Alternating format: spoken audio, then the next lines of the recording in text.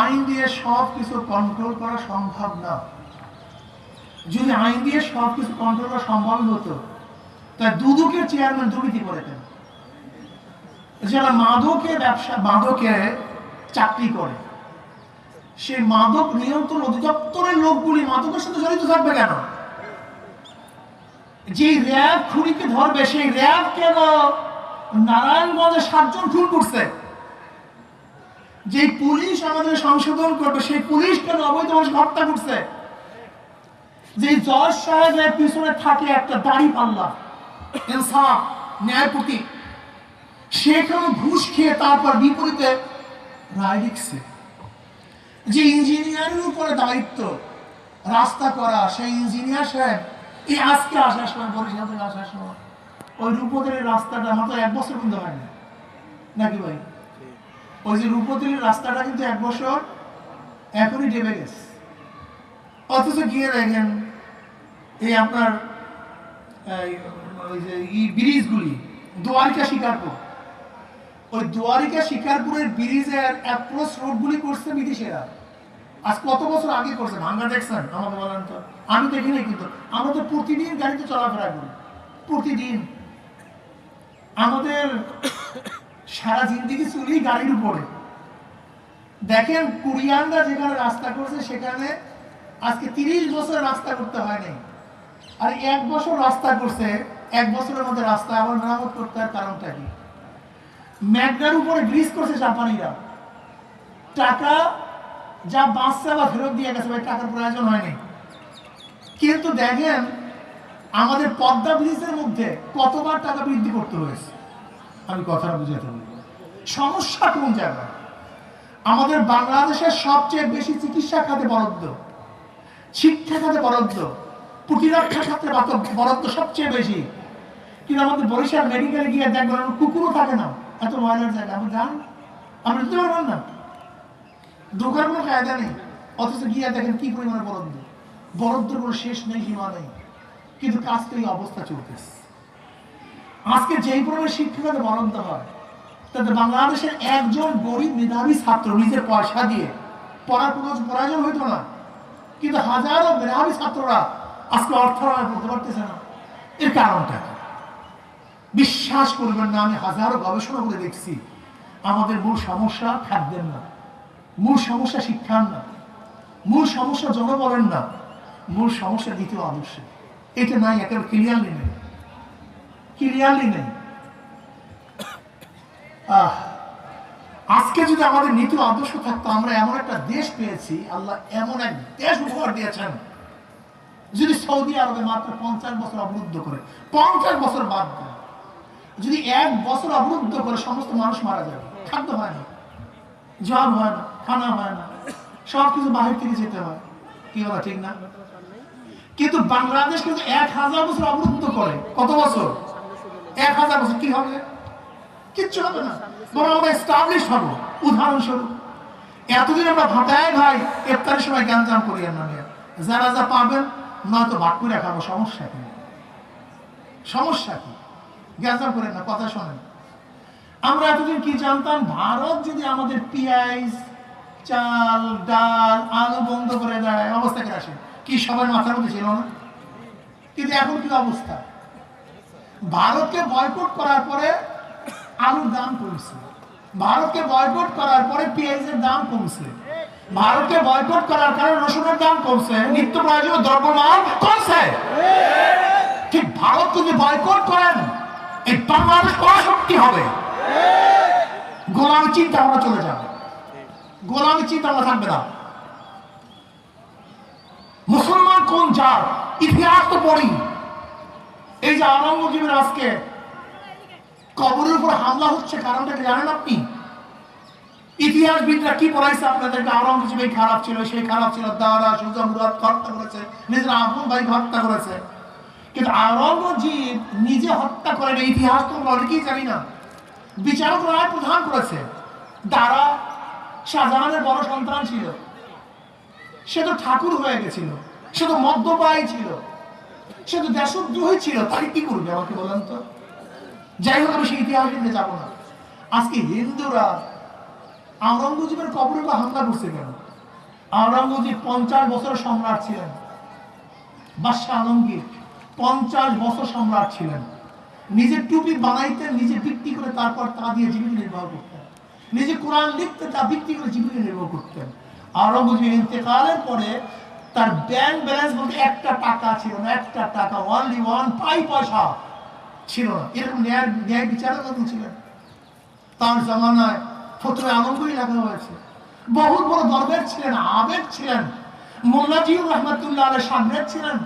মোল্লা জিউর রহমতুল্লাহ বলেছেন, আমার জানাজা নামাজের ইতিহাস, আমার জানাজা নামাজের ইমামত ওই ব্যক্তি করবে যার আসরের আগে 4 রাকাত নফল নামাজ কাজা হয়নি। ভাই একটু গণি দাও তো আমাকে। সেই ব্যক্তি নামাজ ইমামতি করবে।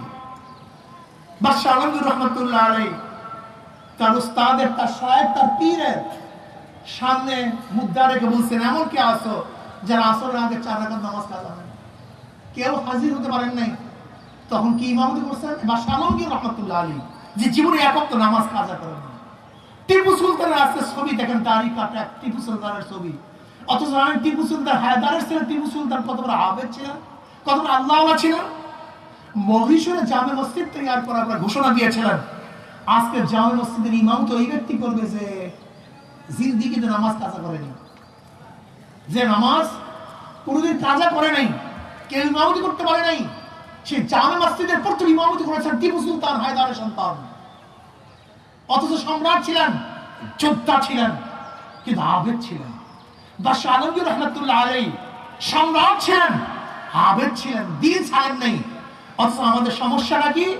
আমাদের সমস্যা আমাদের সন্তান, মুসলমানের সন্তানরা যদি কোন রকমের কিছু হয়, ইসলামটাকে জবাই না দিতে পারলে মনে হয় শান্তি পায় না। যদি একটু ম্যাজিস্ট্রেট হয়, আজকে ইসলামটাকে আগে জবাই দেয়। যদি একটু ইউনো হয়, আগে ইসলামটাকে জবাই দেয়। যদি ডিসি হয়, ইসলামটাকে আগে জবাই দেয়। যদি সচিব হয়, ইসলামকে আগে লাথি মারে। আজকে ক্ষমতা বসলে ইসলামকে লাথি মারে। কিন্তু হাজার মুসলমান শাসকরা বড় সম্রাট ছিলেন, বড় যোদ্ধা ছিলেন, ইসলামকে ত্যাগ করে নয়, ইসলামকে ধারণ করে। আমি ছাত্রদের অনুরোধ করব, তোমার মুসলমান সন্তান, তুমি ইসলামকে বিসর্জন দাও নাই। তুমি তো বলো নাই মুরতাদ হয়ে গেছে। তুমি এই কথা বলো না ইসলাম ত্যাগ করেছি।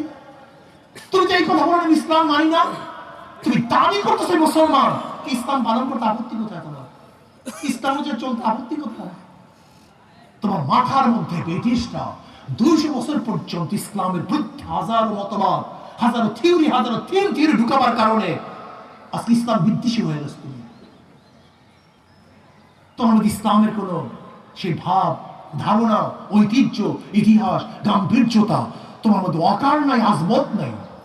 আমি মুসলমান সন্তানদের বলবো, আসুন ইসলামকে ছেড়ে কিছু করবো না। ইন্নানি মিনাল মুসলিমিন, আমি একজন মুসলমান, আমি বাংলাদেশি, আমি বাঙালি, আমি বরিশালী, আমি সৈয়দ, আমি চরমনাই, আমি চরমনাই পিসাবের দল, আমি আন্দোলন, ছাত্র আন্দোলন, আমি আওয়ামী লীগ, আমি বিএনপি, আমি জাতীয় পার্টি, আমি অমুক তমুক, সব পরে আগে আমার পরিচয় আমি একজন মুসলমান। আমার আকসান কওলান মিম্মান দাআ ইলাল্লাহি ওয়া আমিলা সালিহান ওয়া ক্বালা ইন্নানি মিনাল মুসলিমিন, আমি একজন মুসলমান। আমার ফার্স্ট পরিচয় আমি কি ভাই? একজন মুসলমানের ফার্স্ট পরিচয়। আমার প্রিন্সিপাল সাহেবকে দেখে খুব ভালো লাগছে। একজন বিএম কলেজের প্রিন্সিপাল, আলহামদুলিল্লাহ, দিন তার সমস্যা কি? প্রিন্সিপাল অসুবিধা আছে, আজকে বিভাগীয় প্রধান, দিন দেন, সমস্যা কি আমাকে বলো তো? আজকে আমাদের প্রাক্তন লোকমান স্যার, এই তোমাদের বিএম কলেজেরই এক বিভাগের রসায়ন বিভাগের প্রধান ছিল। মনে হয় যেন বিশাল মাদ্রাসা অবস্থা, সমস্যা কি আমাকে বলো? সমস্যাটা কোথায়? যদি বাজপেয়ী ভারতের প্রাইম মিনিস্টার, সে যদি ধুতি পরে বাংলাদেশ সফর আসতে পারে, মনমোহন সিং ডক্টর যে ভারতের প্রাইম মিনিস্টার, সে যদি ধর্মীয় পট্টি এবং দাড়ি, মোষ এবং চুল ধর্মীয় না ছাড়তে পারে, তোমরা সবাই জানো বৌদ্ধ ধর্ম সবচেয়ে নতুন ধর্ম। বৌদ্ধ ধর্মের কোনো কেতাবও নেই। এমনকি বৌদ্ধ এমন একটা ধর্ম, সমস্ত ধর্মগ্রন্থ সমন্বয় একটা কিতাব পাঠিয়েছে, এটা সবাই জানো তোমরা। বৌদ্ধ ধর্মের কোনো কিতাব নেই, কিন্তু আজ ঐশিক কোনো গ্রন্থ নেই। গুরু নানক তপস্যা করে, তার কিছু বাণী তারা মানে, ব্যাস। অথচ বর্তমানে ওয়ার্ল্ড ব্যাংকের যে চেয়ারম্যান, সে কিন্তু ভুল বলছি, বৌদ্ধ ধর্ম না, শিখ ধর্মের কথা বলছি, কিন্তু আমার সবকা তেলে সার হয়ে গেছে। গুরু নানকের তারা তপস্যা করে কারা? শিখেরা। বর্তমান ওয়ার্ল্ড ব্যাংকের যে চেয়ারম্যান সেও কি একজন শিখ, কিন্তু ওয়ার্ল্ড ব্যাংকের চেয়ারম্যান মাথার মধ্যে পট্টি আছে, মাথার মধ্যে কি আছে? পট্টি আছে, দাড়ি আছে। আজকে হাজার শিখ সন্তানেরা ক্রিকেট খেলে মাথার মধ্যে পট্টি থাকে। হাজারো।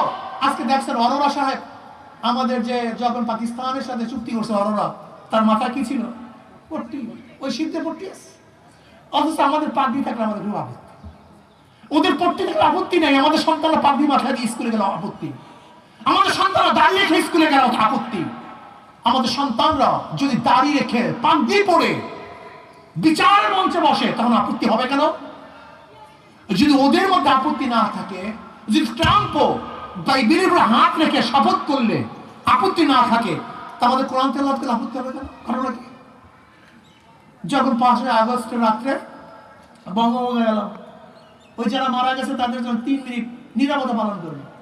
আমি বললাম 3 মিনিট নিরাপত্তা পালন করলে তাদেরকে রোহের মাগফিরাত হবে? এটা কোথা থেকে আনছি আমরা? আসেন আমরা একবার সূরা ফাতিহা 3 সূরা ইখলাস পড়ি। ওই বঙ্গবন্ধুর জীবনে প্রথম মনে হয় কোন মৃত্যু ব্যক্তির জন্য সূরা ফাতিহা সূরা ইখলাস প্রথম পড়া হয়েছে, শুরু করছি। রোহের মাগফিরাতের জন্য পড়বো, 3 মিনিট নিরাপত্তা পালন করবো। এটা কোথায়, কাদের ধর্ম? এটা কৃষ্টি কালচার কাদের? এটা বিজাতীয় কৃষ্টি কালচার। আমরা বিজাতীয় কৃষ্টি কালচারকে ধারণ করতে খুবই ভালো লাগে, খুবই মজা পাই। ইসলামিক কৃষ্টি কালচারকে ভুলে গেছি। আল্লাহ আমাদের সবাইকে মুসলমান বানায় দেয়, ইসলাম অনুযায়ী চলার তৌফিক দান করেন।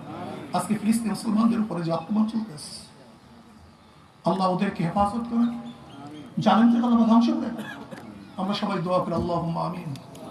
ربنا ظلمنا أنفسنا وإن لم تغفر لنا وترحمنا لنكونن من الخاسرين ربنا آتنا في الدنيا حسنة وفي الآخرة حسنة وقنا عذاب النار। আল্লাহ আমাদের গুনাহ খাতা মাফ করে দাও।